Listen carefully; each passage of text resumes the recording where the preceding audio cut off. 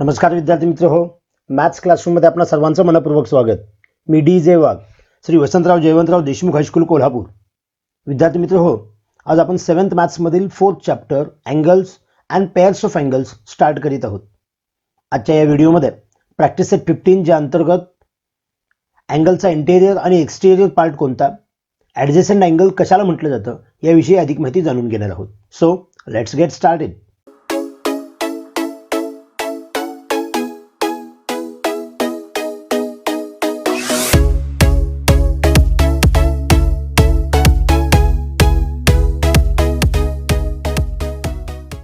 Okay students, angle विषय आपल्याला आतापर्यंत जे काही माहिती आहे ते थोडंसं रिकॉल करून घेऊया. This is a figure of an angle. This angle is known as angle B or angle A B C or angle C B A. म्हणजे एक अक्षरी नाव घेत असताना फक्त अँगल बी म्हणणार, किंवा 3 अक्षरी ज्यावेळी आपण नाव घेतो त्यावेळी त्याला एकतर अँगल ए बी सी असं म्हणू अथवा अँगल सी बी ए असं म्हणू, परंतु बी हे नाव मध्ये यायला हवं. Because this angle is formed at the vertex B. B या व्हर्टेक्स जवळ हा अँगल तयार झाला आहे. आणि या ज्या साईड्स आहेत, this is side B A, that is means this is the ray. This ray is known as ray B A. This one is the known as ray B C. आणि ह्या दोन रे पासून हा angle तयार झाला. B is the common vertex of these two rays. So this ray B A and this ray B C is known as the arm of the angle. म्हणजे ह्या ज्या दोन बाजू आहेत, बाजू बी ए आणि ही जी बाजू बी सी आहे, या कोणाच्या या दोन बाजू आहेत ज्या बाजू बी या एकाच सामायिक शिरोबिंदूपासून जातात. म्हणजे हे दोन किरण आहेत त्याचे. म्हणून याच्यावर आधारित आपल्याला इथं काही प्रश्न विचारलेले आहेत, त्याची उत्तरं लिहूया म्हणजे थोडंसं लक्षात येईल. फर्स्ट आपल्याला इथं काय सांगितले पहा, write the name of the angle shown along side. हा जो अँगल आहे दॅट इज मीन्स अँगल बी म्हटलं तरी चालेल सुट्टा असल्यामुळं. हा अँगल बी आहे, किंवा 3 अक्षरामध्ये देणार असेल तर आपण ह्याला अँगल ए बी सी असं म्हणू शकतो, किंवा संपूर्ण म्हणत असताना अँगल सी बी ए असंही म्हणू शकतो. त्याच्या पुढे आपल्याला असं विचारलेलं आहे, write the name of the vertex. Vertex म्हणजे अँगल कुठं तयार झाला आहे, म्हणजे बी जवळ झाला आहे. नेहमी लिहित असताना फक्त लेटर लिहायचं नाही, त्याला पॉईंट बी किंवा लाईन ए बी या पद्धतीने आपण नावं लिहितो. जसं इथं अँगल बी म्हटलं. Write the names of its arms. ह्याच्या आर्म्स कोणत्या, ही एक आर्म आहे ज्याला आपण रे बी ए असं म्हणतो. रे हा बी पासून स्टार्ट होतोय, त्याला एंड पॉईंट असंही म्हणतो. This is the ray B A and this one is the ray B C.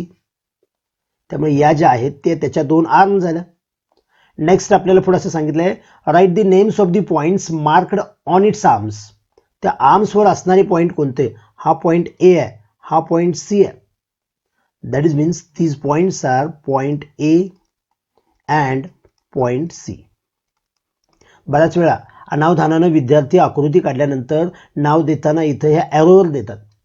कधी असं हे ए नाव द्यायचं नाही, ही चुकीची पद्धत आहे. नेहमी हे नाव देत असताना या आर्मवर पॉईंट कुठेतरी इंडिकेट करायचा आणि त्या ठिकाणी ते नाव द्यायचं असतं. तर हा भाग आतापर्यंत तुम्हाला माहीत आहे. आता आपण अँगलचा इंटेरियर आणि एक्सटेरियर पार्ट कसा असतो त्याविषयी जरा माहिती जाणून घेऊ. That is means the interior and exterior part of an angle.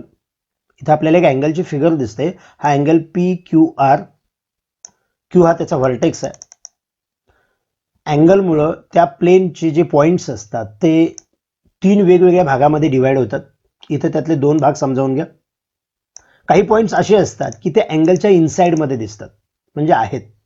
हा point M N O T, these points are in the interior part of an angle.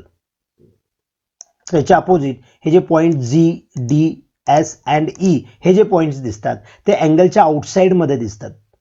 That is means these points are in the exterior part of an angle. म्हणजे इथं जे points असतील त्याला त्या अँगलच्या interior points म्हणणार. बाहेर इथं जे पॉईंट्स असतील त्याला आपण त्या अँगलच्या एक्सटेरियर पार्टमधले अँगल असं म्हणणार. या व्यतिरिक्त काही पॉईंट हे त्या ॲक्च्युअली अँगलवर, म्हणजे त्या अँगलच्या ज्या आर्म असतात त्याच्यावर सुद्धा असतात. Suppose this is point P, point Q, point R, which are on the sides of the arms of the angle. Therefore, actually there are 3 parts: the interior parts, the exterior part and the points on the figure.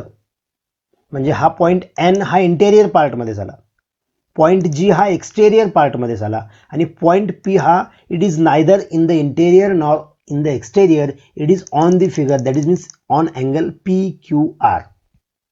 तर आपल्याला सर्वसाधारणपणे interior आणि exterior मधले points कोणते तेवढे किमान सांगता येणं अपेक्षित आहे.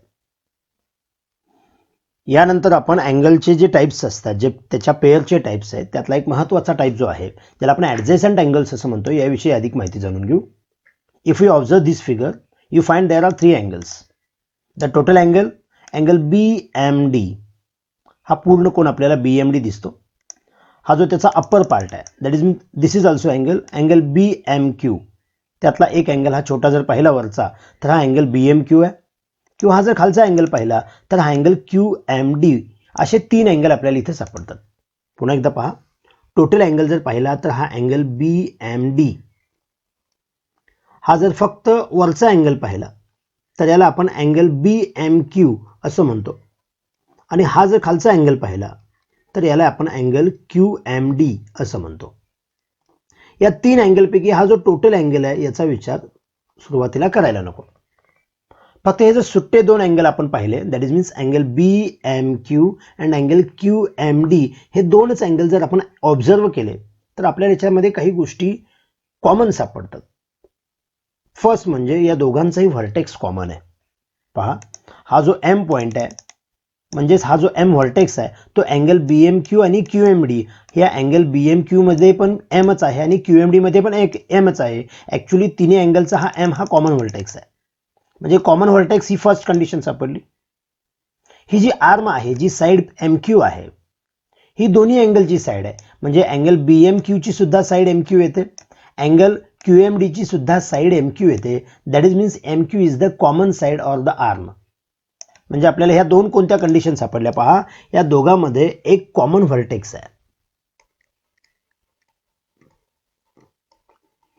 Both angles have common vertex which is point M. Also both angles have common arm. या दोघांमध्ये कॉमन आर्म आपल्याला सापडली, ती म्हणजेच हा जो रे MQ आहे ही कॉमन आर्म आहे. आता अजून थोडंसं ऑब्झर्व केला फिगर तर लक्षात येईल, जर आपण याचे इंटेरियर पार्ट पाहिले, suppose this is point P, this one is the Q, this one is X and this one is Y. There are 4 points. यामध्ये हे जे 2 पॉइंट P आणि Q दिसतात ते फक्त BMQ च्या इंटेरियर पार्टमध्ये येतात. हे पॉइंट X आणि Y जर ऑब्झर्व केले तर फक्त ते QMD च्या इंटेरियरमध्ये येतात. याचा अर्थ याच्या इंटेरियर मधले पॉइंट यामध्ये नाही आहेत. That is means every point which is in the interior part of BMQ are not in the interior part of QMD, or every points which are in the interior part of angle QMD are not in the interior part of the BMQ. म्हणजे काय म्हणतोय पहा, याच्या interior मध्ये जो point येतो म्हणजे या अँगलच्या अँगल BMQ च्या इंटेरियर मध्ये जे पॉइंट्स येतात ते QMD मध्ये नाही आहेत, किंवा QMD मध्ये जे येतात ते BMQ मध्ये नाहीत. याचाच सरळ असा अर्थ होतो की याचे इंटेरियर जे आहेत ते पूर्णतः वेगळे आहेत, म्हणजेच सेपरेट आहेत. ही थर्ड कंडिशन आहे.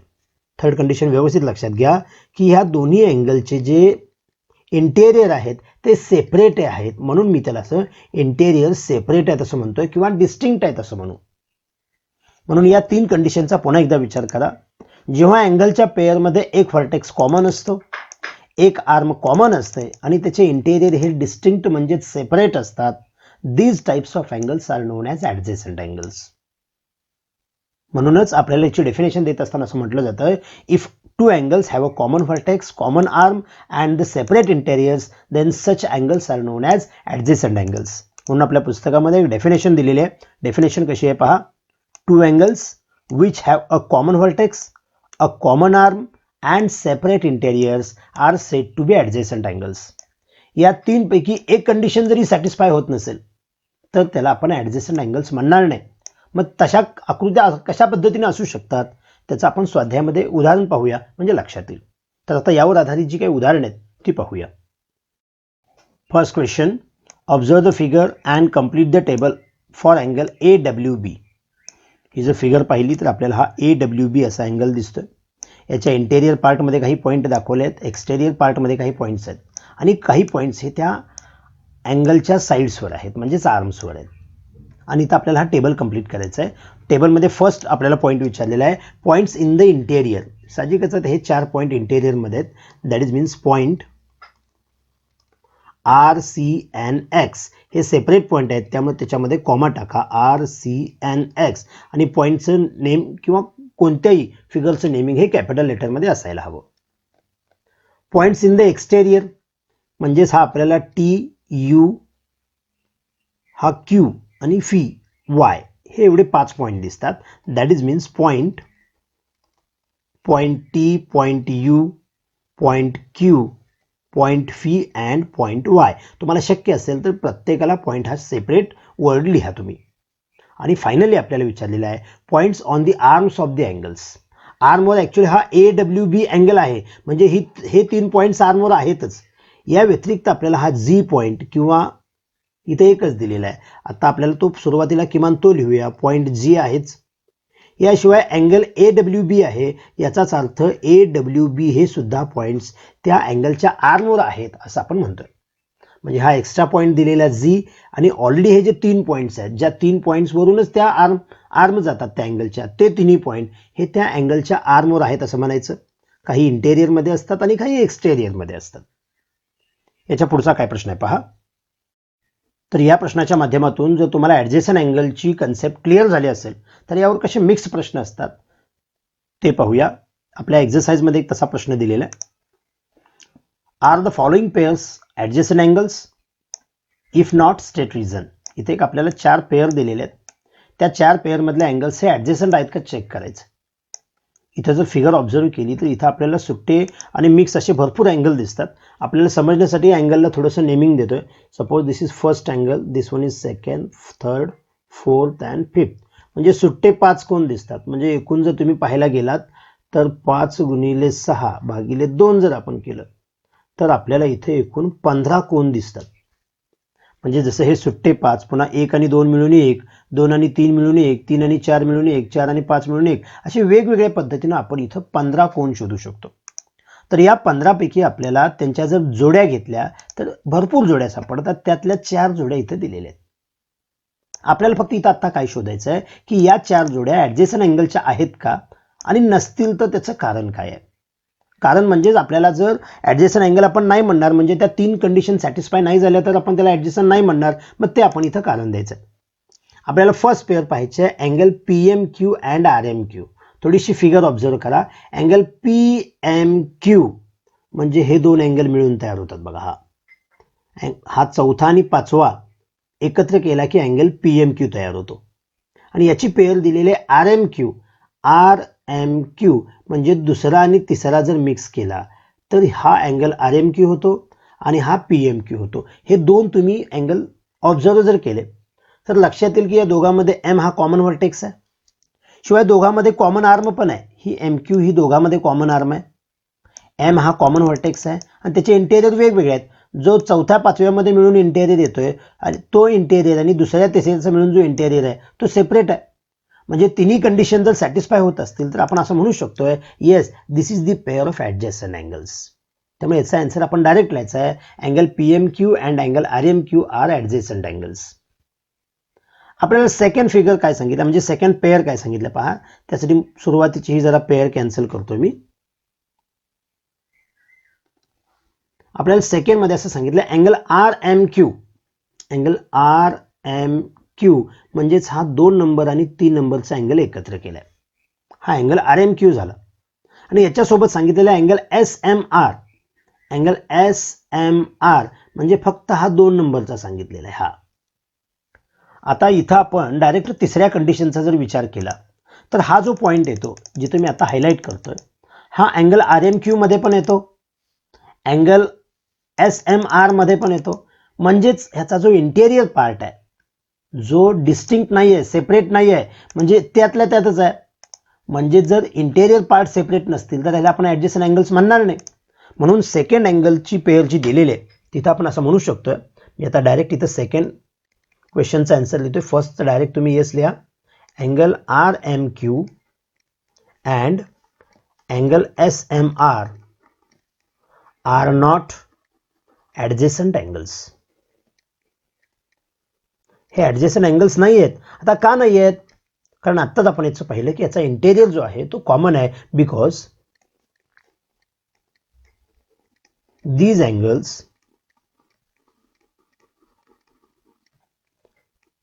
R not separate interior.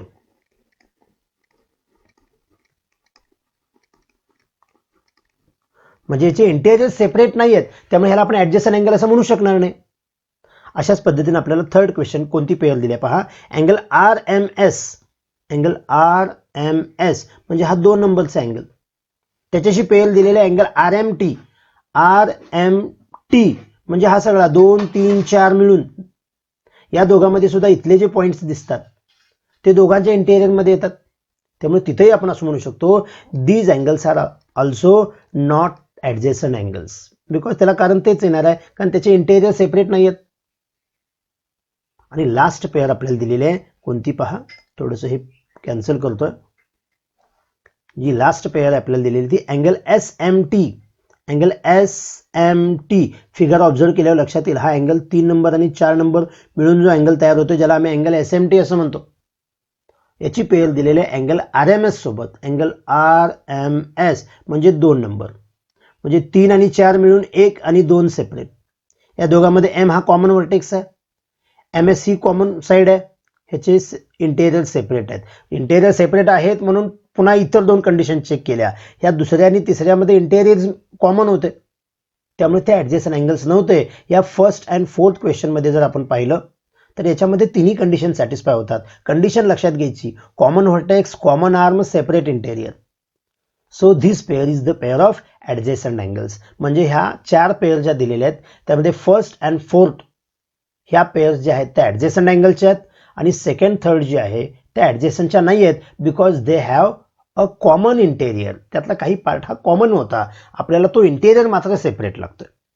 Vertex common लागतो, साईड कॉमन लागते, इंटेरियर मात्र सेपरेट लागतात, तरच त्याला आपण ऍडजेसंट अँगल्स म्हणतो. तर ह्या ऍडजेसंट अँगल विषयी थोडासा सराव करून घ्या, म्हणजे तुम्हाला हे सोपं जाईल. तर या प्रकारे या व्हिडिओमध्ये आपण अँगलचा इंटेरियर पार्ट कोणता, एक्सटेरियर पार्ट कोणता आणि ऍडजेसंट अँगलच्या पेयर्स कशा असतात याविषयी माहिती जाणून घेतली. जर हा व्हिडिओ आवडला असेल तर लाईक करा, इयत्ता 7वीच्या जास्तीत जास्त विद्यार्थ्यांच्यापर्यंत शेअर करा, आणि चॅनल अजून सबस्क्राईब केला नसेल तर आठवणीने सबस्क्राईब करा. थँक्यू.